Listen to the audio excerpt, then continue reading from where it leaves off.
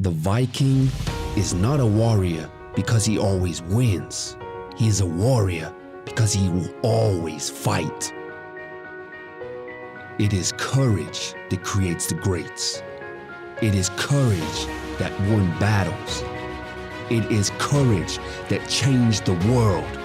It is courage that makes you successful. It is courage that you are looking for. You are looking for courage. Be strong when you are weak. Be brave when you are scared. Be courageous when you are unsure. Be humble when you dominate. Dominate humbly. When the battle of life is upon you, remember, you are strong. When it looks like the odds are stacked against you, remember, you are powerful. When it gets hard, remember, this is what you asked for. The things that come easy in life don't last. The things that last don't come easy. Inhale courage. Exhale fear. Inhale success. Exhale failure. Inhale power. Exhale weakness. Fill yourself with confidence. Breathe in courage. Breathe out fear.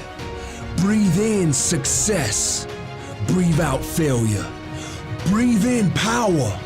Breathe out weakness. Fill yourself with confidence.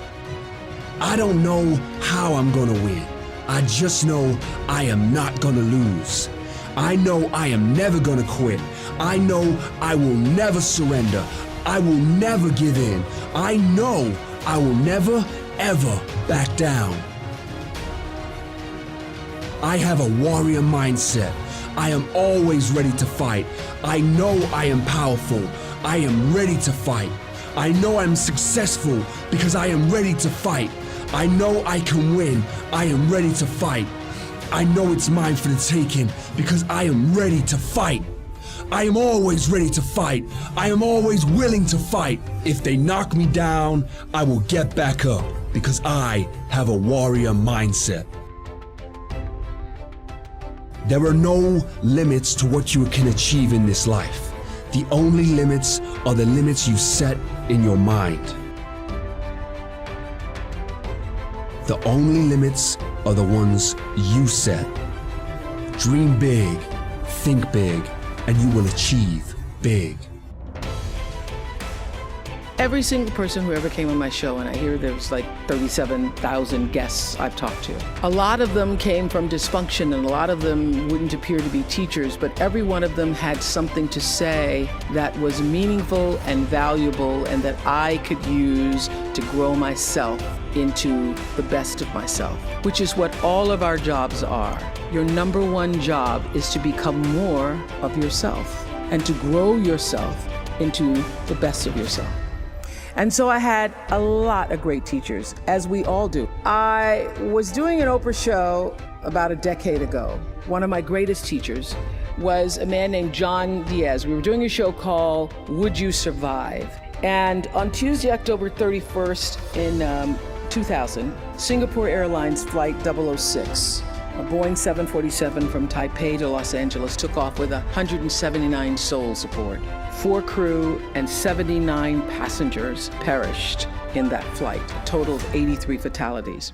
There was a typhoon rolling through at the time, and the plane went down the wrong runway. Now what's interesting, John Diaz was on that plane and he had several indications, whispers, that he shouldn't have gotten on the plane, but he did anyway.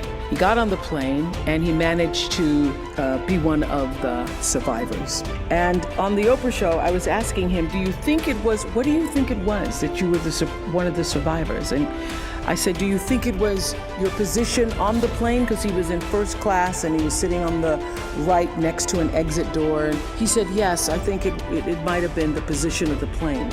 And also my quick thinking, he says, and the fact that I didn't stop moving. So I said, you don't believe, you're not a religious man, You don't believe that there was some kind of divine intervention going on there? He goes, no, I'm not a religious person. I do not believe that it was anything divine. I don't believe that. I did see, he said, as I got knocked back into the plane, that it looked like Dante's Inferno, with people strapped into their seats and just burning. And it seemed a bit to me, as I turned and looked backwards, like there was a light coming out of the tops of their heads. I guess you could call it an aura was leaving their bodies, and some lights were brighter than others.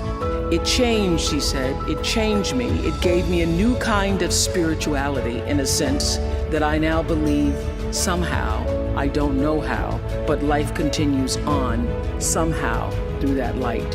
And I thought, I'm not a religious man, but I thought the brightness and dimness of the auras were how one lives one's life, so to speak. So that's one of the major things that really has changed with me since then, he says. I want to live my life so my aura, when it leaves, is one of the brightest ones. I got chills when he said that. How does one lead a meaningful life? Because ultimately, isn't that what we all want? We want to lead a life so that however we transition, people can say, wow, that was a bright one. That was a bright light. First of all, I think that it comes from a deep sense of awareness about who you are and why you're here. It comes from being in touch with, on a regular basis, the appreciation and the holy gratitude that should fill each of our hearts on a regular basis, just knowing what a privilege it is to be here and to be human. What will happen if you don't stand up for yourself? Then you need to consult your resentment. Because if you're resentful about something, as far as I can tell, there's generally only two reasons. One is you should grow the hell up and quit whining. So you got to find out first if you're just feeling sorry for yourself. And you can think that through, make a pro and con case, and you can talk to somebody that you care about that. I'm not assuming that that's the reason, but that's one potential reason. You really need to figure out what you want. And I would recommend doing the self-authoring program, the future authoring program in particular, because if you want to stand up for yourself, you have to have your goals and your vision well laid out and well defined, and then you have to have a strategy that is matched to those goals, so that you know what you want, so that you know when you're not getting it. Otherwise, you're left with a vague sense of dissatisfaction and resentment, and that's a very, very difficult thing to articulate. And if you can't articulate it, then you can't negotiate. If you know what you want and you know why, then you can make a case for yourself. Okay, so let's assume now that you've laid out a vision and a counter vision, which the future authoring program also helps you do, so you know what kind of hell you want to avoid that you might drift into if you were too agreeable for the rest of your life. That would be a hell that consisted mostly of people taking advantage of you all the time and you feeling resentful and bitter about it. Not something I would recommend. See, I think that women are agreeable because it helps them deal with infants, but it's not a great temperamental strategy for dealing with complex organizations in the adult world. So I think it's a price that women pay for also being adapted to have plenty of patience for very young children. And then you have to overcome that to some degree to put yourself forward properly in more complex hierarchies of accomplishment. So I would say once you have your vision established, your vision for the future, and your counter vision, so you're afraid of what will happen if you don't stand up for yourself, then you need to consult your resentment. Because if you're resentful about something, as far as I can tell, there's generally only two reasons. One is you should grow the hell up and quit whining. So you got to find out first if you're just feeling sorry for yourself. And you can think that through, make a pro and con case, and you can talk to somebody that you care about that. I'm not assuming that that's the reason, but that's one potential reason. If you're not merely feeling sorry for yourself, then you probably have something to say, and something that you need. And you need to figure out what that is, and then you have to develop a strategy to put that forward. I've seen lots of people in my personal life and in my private practice not get what they want because, well, A, they don't specify it, and B, they don't ask for it. And if you're negotiating, say, for a raise or for a promotion and so forth, you have to put yourself forward. You need to tell the person you're working for why you should be treated with more consideration or respect, or have more resources devoted to you, or more authority shifted to you. And you have to make a case for that, a compelling case, so that they have a reason to attend to you.